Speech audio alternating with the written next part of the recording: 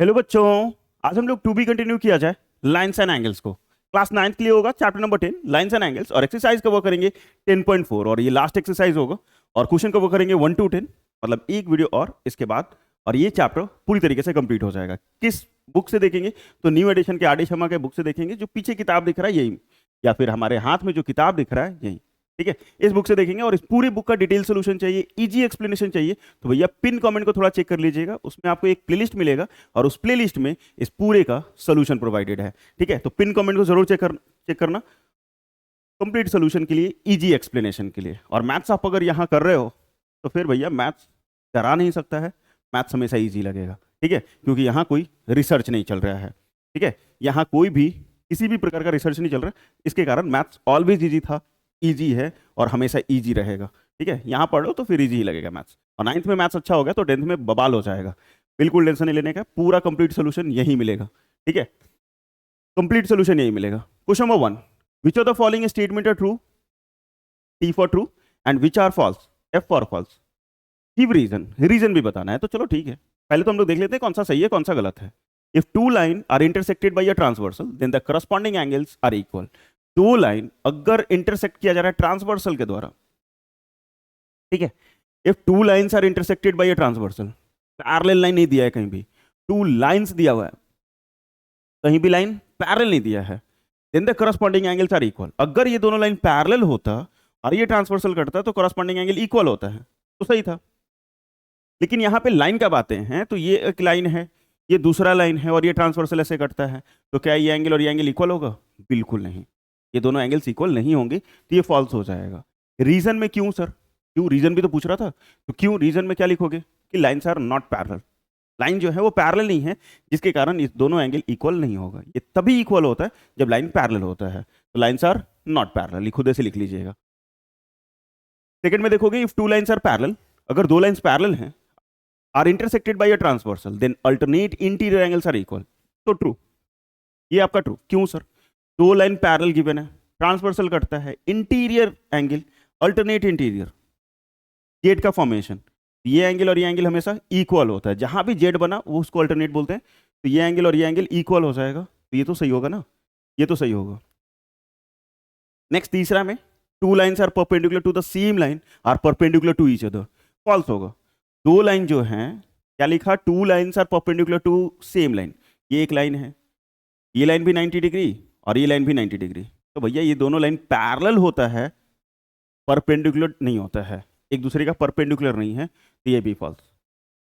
These lines are parallel not perpendicular, reason में।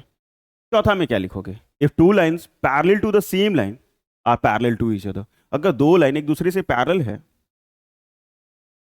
ये line और ये लाइन पैरेलल है, और एक और लाइन बनाते हैं जो इसके पैरेलल है, तो ये दोनों पैरेलल होगा। अगर ये लाइन इसके पैरेलल है और ये लाइन इसके पैरेलल है, तो ये दोनों भी पैरेलल होगा ही होगा, तीनों लाइन पैरेलल होगा, पैरेलल है तो तीनों पैरेलल होगा। एक और लाइन पर पैरेलल, किसी के भी पैरेलल ड्रॉ करते हैं तो चारों पैरेलल हो जाएगा, एक और लाइन ड्रॉ करते हैं किसी के भी पैरेलल तो पांचों पैरेलल हो जाएगा, तो ये ट्रू, ये ट्रू। उसके बाद लास्ट पांचवा, if two parallel lines are intersected by a transversal, दो पैरेलल लाइन्स ट्रांसवर्सल के द्वारा इंटरसेक्ट किया जा रहा है, then the interior angles on the same side of the transversal are equal.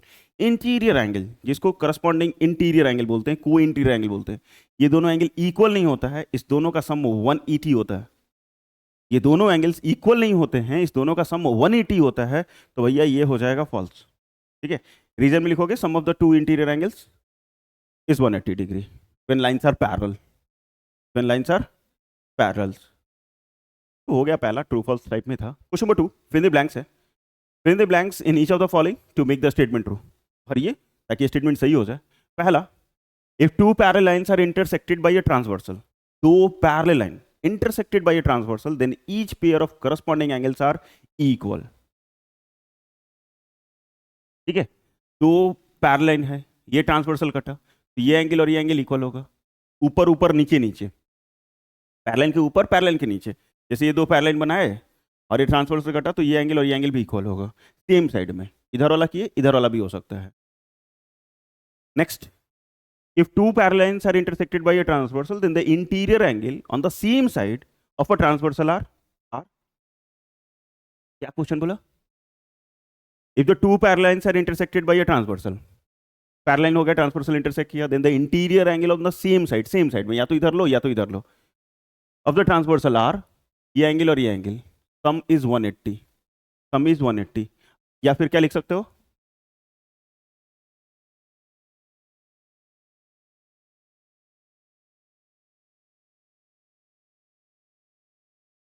One eighty लिख लो बच्चा। सप्लीमेंट्री की जगह अच्छा है क्या, 180 लिख लो। सप्लीमेंट्री मतलब ये होता है 180 डिग्री। तीसरा, two lines perpendicular to the same line are parallel to each other. अभी बताया था पीछे भी, अगर दो लाइन, अगर एक लाइन पे परपेंडिकुलर है तो दोनों लाइन जो होगा वो पैरेलल हो जाएगा। ठीक है, वो दोनों लाइन क्या हो जाएंगे, पैरेलल हो जाएंगे भैया, ई ई है, ई है, ठीक है, parallel to each other. If two lines parallel to the same line are parallel to each other, ये भी पैरेलल। ठीक है, ये भी पीछे था अभी, ये भी पीछे था। If the transversal intersect a pair of lines in a such a way that a pair of alternate interior angles are equal, then the lines are parallel. Parallel. Alternate interior अगर equal है, alternate angle हो रहा है, alternate हो रहा है, तब भी होगा जब lines parallel हो। Co-interior corresponding ये सब तभी होता है जब lines parallel होते हैं। तो alternate angle कब होगा, जब lines क्या हो जाएंगे, parallel हो जाएंगे भैया, ये भी parallel। or if the transversal intersect a pair of lines in such a way that the sum of the interior angle on the same side of a transversal is 180, then the lines are parallel। ये क्या दिया यार, parallel parallel parallel, नहीं, मजाक बना रखा है, parallel. ठीक है, पैरेलल। तो हो गया फिल इन द ब्लैंक्स। ऐसा सीबीएसई में आजकल बंद हो गया fill in the blanks type में क्वेश्चन आना, तो शायद ना आए। अब देख लो आपके एग्जाम में आ रहा है क्या, आपके टीचर करा रहे हैं क्या, अगर करा रहे हैं तो आ सकता है। इन फिगर 10.107, बाप रे बाप, 107 तक पहुंच गई जब photo number 107। A B is parallel to C D, ये लाइन और ये लाइन पैरेलल है, ठीक है sir. Angle 1 and angle 2 are in the ratio 3:2। Ratio हटा के x लगाएंगे तो एंगल 1 बराबर 3x और एंगल 2 बराबर 2x। Determine all the angles from 1 to 8, 1 2 3 4 5 6 7 8, ये सारा एंगल्स कितना होगा ये निकालना। इसको बनाने का बहुत सारा अलग अलग तरीका हो सकता है, इजी देखते हैं कैसे बना सकते हैं हम। ये आपका एक स्ट्रेट लाइन है, तो एंगल 1 प्लस एंगल 2 बराबर 180 due to linear pair.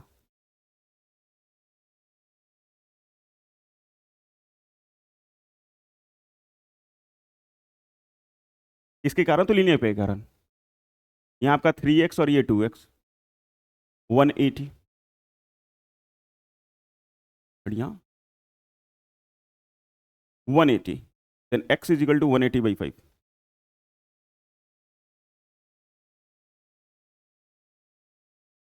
x is equal to 36 आ जाएगा, x किसके बराबर आ गया 36, तो एंगल 1 किसके बराबर निकल जाएगा, 3 गुना 36, 108। ठीक है, और एंगल 2 कितना निकल जाएगा, 2x है, तो 2 इंटू 36, 36 दूनी 72, 72। एंगल 1 भी निकल गया, एंगल 2 भी निकल गया, बाकी क्या चाहिए था मुझे, determine all the angles from 1 to 8, 1 से लेके 8 तक जितने भी एंगल्स है वो सब निकालना है। अब देखो आराम से कैसे कैसे बन सकता है, कोई दो एंगल निकल जाए तो बाकी सारा बन जाएगा आराम से। कैसे सर, यहाँ देखो, क्या एंगल 1 बराबर एंगल 3 होगा, वर्टिकली अपोजिट एंगल, एंगल 1 बराबर एंगल 3 108 डिग्री, और सिंस में क्यों ये कारण जरूर लिखना है आपको, तो वर्टिकली अपोजिट। एंगल 2 बराबर एंगल 4, एंगल 2 बराबर एंगल 4, और ये 2 किसके बराबर है 72, ये भी वर्टिकली, ये भी वर्टिकली, ठीक है, ये भी वर्टिकली। अब 2 बराबर क्या होगा 6, करस्पॉन्डिंग एंगल क्या होता है आइए समझाते हैं, ऊपर ऊपर ये दो पैरेलल है, ये ट्रांसवर्सल कटा, तो ये एंगल और ये एंगल इक्वल होता है, इसको बोलते हैं करस्पॉन्डिंग एंगल, इसको बोलते हैं करस्पॉन्डिंग एंगल। तो एंगल 2 बराबर एंगल 6, एंगल 2 किसके बराबर, एंगल 6 के, और 2 किसके बराबर था 72, और ये क्यों, तो करस्पॉन्डिंग एंगल।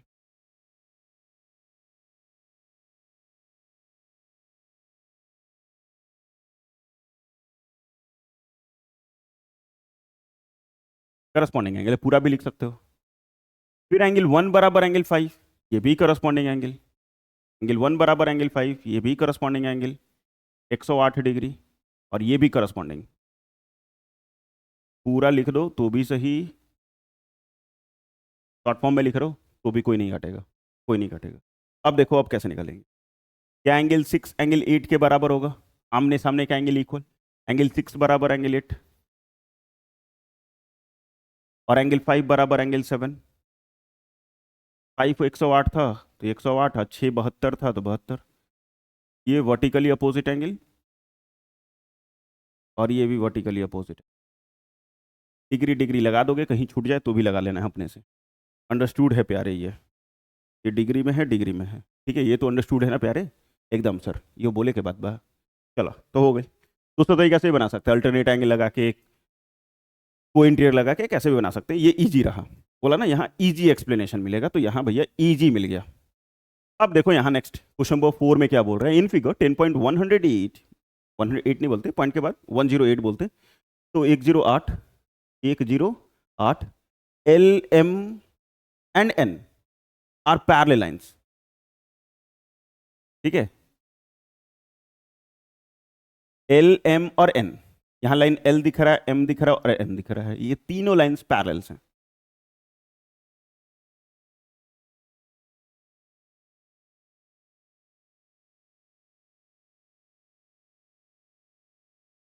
ठीक है, चलो ये तीनों लाइन पैरेलल हो गया।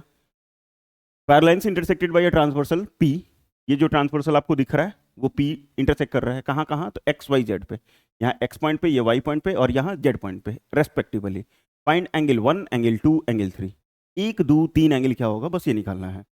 ठीक है सर। क्या ये अगर स्ट्रेट लाइन है, क्योंकि ट्रांसवर्सल है, स्ट्रेट लाइन है, तो ये एंगल प्लस ये एंगल इक्वल टू कितना होगा, 180, सिंस में लीनियर पेयर। तो एंगल 3 प्लस 120 इक्वल टू 180। और कारण क्यों, तो भैया लीनियर पेयर के कारण। काहे काहे काहे, तो लीनियर पेयर, ठीक है सर। एंगल 3 का एंगल 3 120 प्लस में है, उधर आएगा तो माइनस में, ये आ जाएगा 60 डिग्री। एंगल 3 किसके बराबर आ गया, 60 डिग्री के बराबर आ गया। चलिए भैया 3 तो आ गया, 3 तो आ गया। अब दो लाइन पैरेलल होता है, सीखना वो सब सारी चीज़ों को धीरे धीरे जो सिखा रहे हैं। अगर दो लाइन पैरेलल है और ये ट्रांसवर्सल ऐसे कटा, तो ये एंगल और ये एंगल इक्वल होगा, इसको बोलते हैं करस्पॉन्डिंग एंगल, इसको बोलते हैं करस्पॉन्डिंग एंगल। तो यहाँ पे देखो ये एक लाइन है और दूसरा लाइन ये है, ये ट्रांसवर्सल ऐसे कटा, तो ये एंगल और ये एंगल इक्वल होगा, क्यों, करस्पॉन्डिंग एंगल के कारण। तो एंगल 1 बराबर एंगल 3 60 डिग्री, और क्यों होगा, ड्यू टू करस्पॉन्डिंग एंगल। इसको मैं रब कर देता हूं,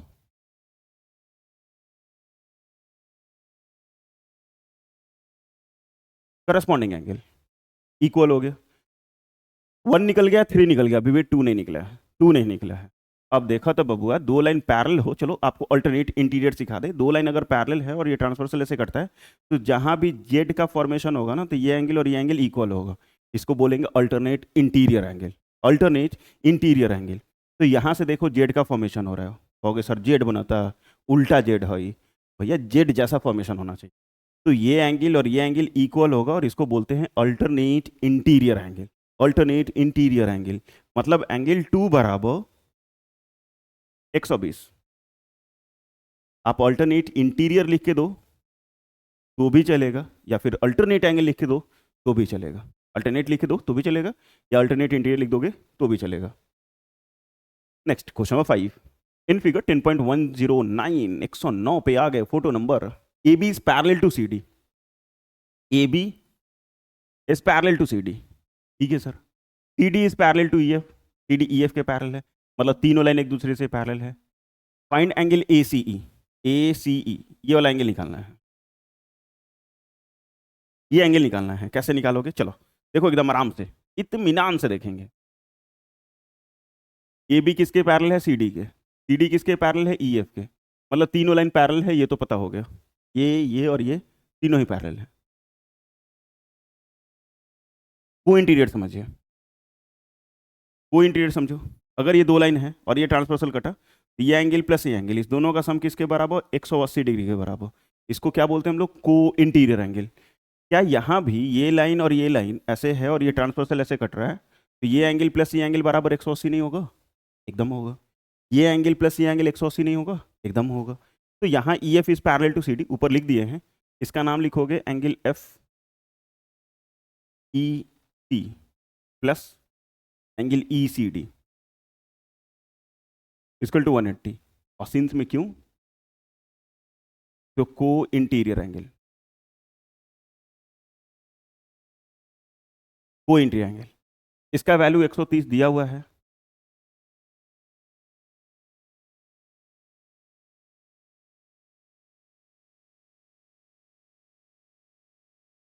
तो 180 में से 130 को माइनस कर लोगे तो ये भैया 50 डिग्री आ जाएगा। ध्यान से देखना, ध्यान से देखना किसका वैल्यू आ गया। ECD जो है वो 50 आ गया, किसका वैल्यू आया? तो ये देखो, इस फिगर को मैंने रब किया, ये 50 डिग्री आ गया यहाँ से यहाँ तक। अब भी अल्टरनेट समझाए थे पीछे, यहाँ भी जेड बन जाए, यहाँ भी जेड बन जाए तो ये एंगल और ये एंगल हमेशा इक्वल होगा, ये दोनों एंगल इक्वल होगा। यहाँ भी देखो तो जेड बन रहा है क्या? जेड बन रहा है क्या? ये अगर 70 है तो ये भी आपका 70 होगा due to alternate interior angle. ये अगर 70 है तो ये भी आपका 70 होगा, इसको बोलते हैं अल्टरनेट इंटीरियर एंगल। ऊपर वाले का नाम हो जाएगा एंगल BAC और नीचे वाले का नाम हो जाएगा ACD। ACD, ठीक है, इसमें अल्टरनेट एंगल। तो एंगल ACD किसके बराबर आ गया? 70 डिग्री, क्योंकि ये 70 है तो ये पूरा 70 डिग्री होगा, ये पूरा 70 डिग्री होगा। इतना भी आया सर। आ जाने के बाद नेक्स्ट स्टेप बस छोटा सा, ये पूरा एंगल बराबर लिख सकते हैं, ये एंगल प्लस ये एंगल, ये एंगल प्लस ये एंगल। इसका नाम क्या लिखोगे? इसका नाम क्या लिखोगे? ACE। और नीचे वाला क्या नाम लिखोगे? ECD equal to 70। ACE तो नहीं पता मुझे, लेकिन ECD जरूर पता है 50। अभी अभी नीचे वाला 50 लेके आए थे, तो एंगल ACE बराबर 70 माइनस 50, 20 डिग्री। बस अतने आसान भाई, बस अतने आसान बा, ठीक है। देखते जाओ लिखना कैसे है, बनाना कैसे है, इजी है सारा चीज़, और सारा चीज़ तो करके दे रहे हैं, तो अब क्या चाहिए यार। In figure 10.110 110 photo number 110 state which lines are parallel and why. इसमें से कौन सा लाइन पैरेलल है और क्यों है? पैरेलल है और क्यों है? ये लाइन है, क्या इसके पैरेलल हो सकता है? नहीं सर, इंटरसेक्टिंग लाइन है ये और ये, क्या ये पैरेलल है? देखते हैं। इस एंगल को और इस एंगल को जोड़ो, 180 आ गया तो पैरेलल है, 180 नहीं आता तो नहीं पैरेलल है, तो साफ साफ दिख रहा है इस दोनों को जोड़ेंगे 178 होगा, पैरेलल नहीं होगा। तो यहाँ पे पहले इसी दोनों को नॉट पैरेलल दिखा देते हैं। कैसे? इसका नाम बोल लो, क्या होगा? BAC, एंगल BAC प्लस इस नीचे वाले का एंगल DCA या ACD इज इक्वल टू, इसका वैल्यू है 78 और इसका वैल्यू है 100। इस जोड़ने पे कितना आ जा रहा है? 178, जो किसके बराबर नहीं है?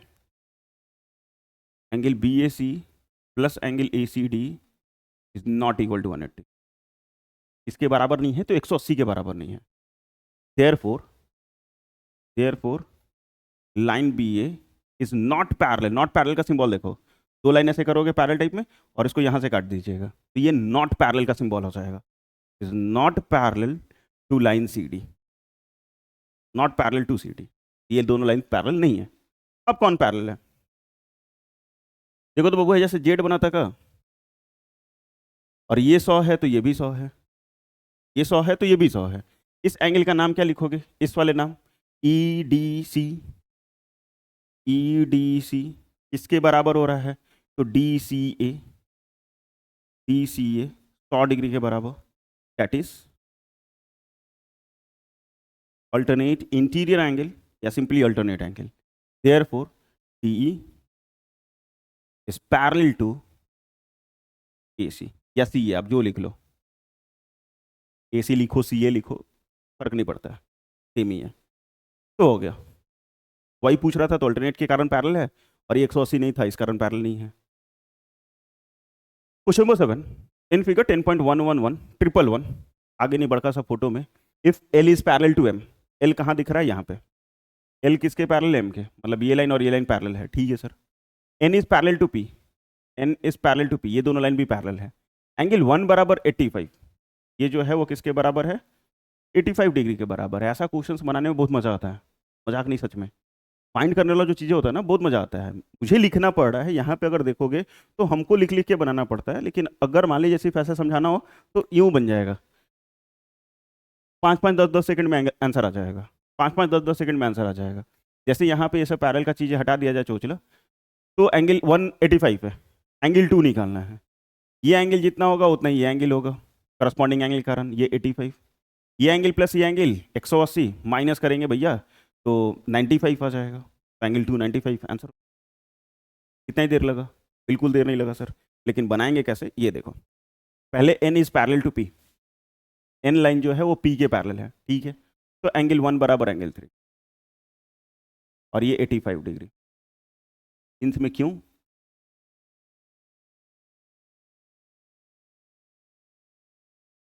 करस्पॉन्डिंग एंगल कर, चलो इसको छोटा नहीं ही करते हैं, नीचे ही लिख देते हैं, करस्पॉन्डिंग एंगल कारण। फिर लाइन L जो है वो पैरेलल है m के, तो एंगल 3 प्लस एंगल 2 बराबर 180 इक्वल टू को इंटीरियर, इक्वल टू को इंटीरियर। एंगल 3 आपका 85 निकाले थे और एंगल 2 नहीं पता है, तो एंगल 2 बराबर 180 माइनस 85,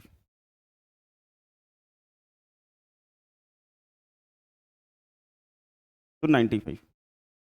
बस इतना ही आसान था, बस इतना ही आसान था। बोला ना, यहाँ पढ़ोगे तो भैया मैथ आसान ही लगेगा, बहुत आसान लगेगा। यहाँ देखो question number 8, if two straight line are perpendicular to the same line. दो स्ट्रेट लाइन है, दो स्ट्रेट लाइन है और सेम लाइन पे परपेंडिकुलर है।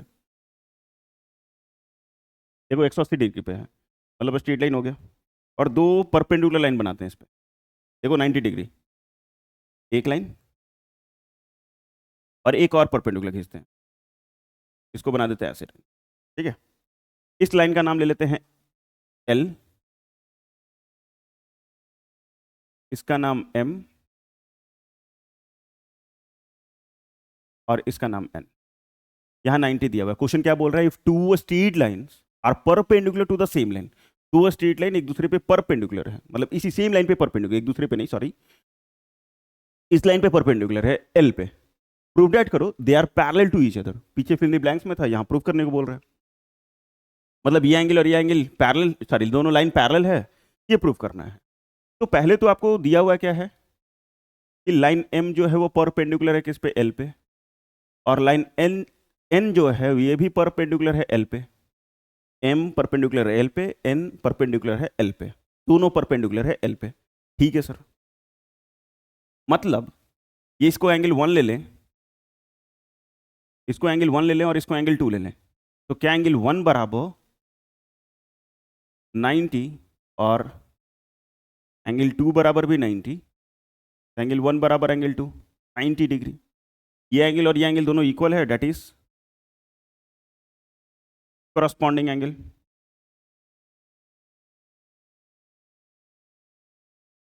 अरे दो पैरेलल लाइन हो और ये ट्रांसवर्सल कटे तो ये एंगल और ये एंगल इक्वल होता है, या फिर ये एंगल और ये एंगल इक्वल होता है। ऐसे एंगल्स को बोलते हैं करस्पॉन्डिंग एंगल, ऐसे एंगल्स को बोलते हैं करस्पॉन्डिंग एंगल। तो दोनों इक्वल है तो करस्पॉन्डिंग एंगल, और करस्पॉन्डिंग अल्टरनेट को इंटीरियर ये तभी लगता है जब लाइंस पैरेलल हो, जब लाइन क्या हो, पैरेलल हो। तो बस ये भी हो गया प्रूफ, इतना ही छोटा सा लिख के। Question number 9, if two unequal angles of a parallelogram are in the ratio 2:3, find all the angles in degree. सारा एंगल्स निकालना डिग्री में। पैरेललोग्राम का बात कर रहा है तो पैरेललोग्राम बना लिया जाए।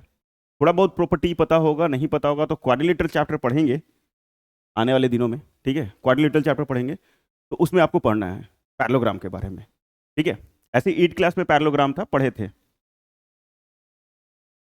ABCD, टू अनइक्वल एंगल, ये एंगल और ये एंगल इक्वल नहीं होता है, अपोजिट एंगल्स इक्वल होता है, A बराबर C, B बराबर D। तो अनइक्वल एंगल 2:3 में है, तो सपोज ये 2x है, ये आपका 3x है। ABCD पैरेललोग्राम है, ABCD इज 11 ग्राम, मतलब पैरेललोग्राम, पैरेलल लिख दिए, GM डाल दिए तो ग्राम हो गया, पैरेललोग्राम हो गया। अब इसमें AD जो है वो पैरेलल हो जाता है BC के, BC के, ठीक है। और एंगल A बराबर लेट कर लेते हैं, लेट एंगल A बराबर 2x एंड एंगल 3 बराबर, सॉरी, एंगल बी बराबर 3x, और दोनों का सम 180 क्योंकि पैरेलल है।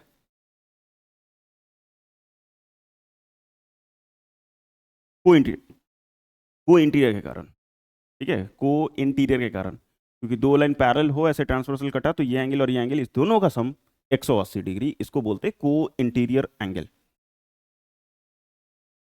ठीक है, एंगल ए की जगह 2x, यहाँ आपका 3x, और ये 180, जोड़नी तो 5x इक्वल टू 180, x बराबर हो जाएगा 180/5, 36, x 36 आ गया। तो एंगल ए जो था वो कितना था, 2x, तो 2 × 36, 36 दूनी 72, और b बराबर क्या था, 3x, 108।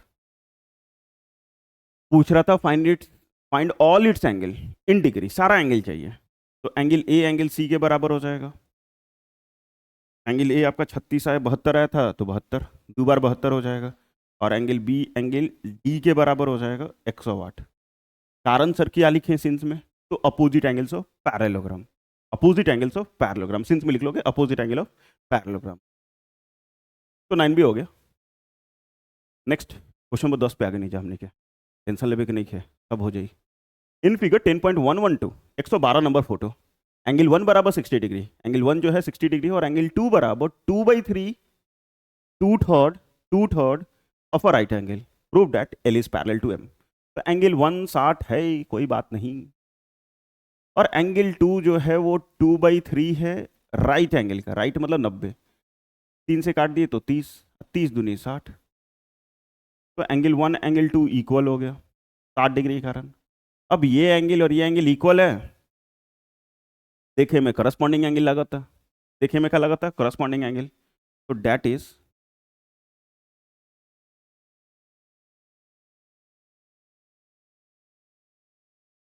Corresponding angle, therefore L is parallel to M. L जो है वो किसके पैरेलल हो गया, एम के पैरेलल हो गया। बस खत्म हो गया, ये सेशन तो खत्म हुआ 10 तक, अभी 11 क्वेश्चन अभी और बचेंगे, और ये चैप्टर समाप्त हो जाएगा। पूरी सोल्यूशन के लिए, पूरे बुक की सोल्यूशन के लिए भैया आर.डी. शर्मा बुक जरूर बनाइएगा, क्योंकि क्लास 10th में जा रहे हैं, जितना ज़्यादा प्रैक्टिस होगा उतना ज़्यादा बेटर होगा, क्योंकि सीबीएसई भी कॉम्पिटेंसी बेस्ड क्वेश्चन पूछ रहा है, तो प्रैक्टिस नहीं होगा, सिर्फ एनसीईआरटी करने से तो नहीं होगा। इतना तो जान लो कि एनसीईआरटी करने से नहीं होगा, तो एनसीईआरटी करने से नहीं होगा, तो आर.डी. शर्मा लगाओ प्रैक्टिस के लिए। सर आप बनाए हो इस कारण लगाओ, नहीं भैया अपने से लगाओ, नहीं बन रहा है तो, नहीं बन रहा है तो आ जाओ देखने यहाँ पे, क्योंकि यहाँ तो सारा कुछ मिल रहा है। तो thank you for watching, subscribe कीजिए अभी, 9th के लिए, 10th के लिए, 11th के लिए, 12th के लिए करते रहिए, पढ़ाई पढ़ाई पढ़ाई हमारे साथ, यहाँ मिलता है ऐसे पढ़ाई। वीडियो अच्छा लगे तो प्लीज़ लाइक करना, दोस्तों के बीच में शेयर कीजिएगा, और अभी तक सब्सक्राइब नहीं किए क्या कर रहे हैं, यानी कीजिए सब्सक्राइब, ये हमें मोटिवेशन देता है। अरे समझ लीजिए कि आपका ये फीस हो गया, ट्यूशन फीस, सब्सक्राइब करने से।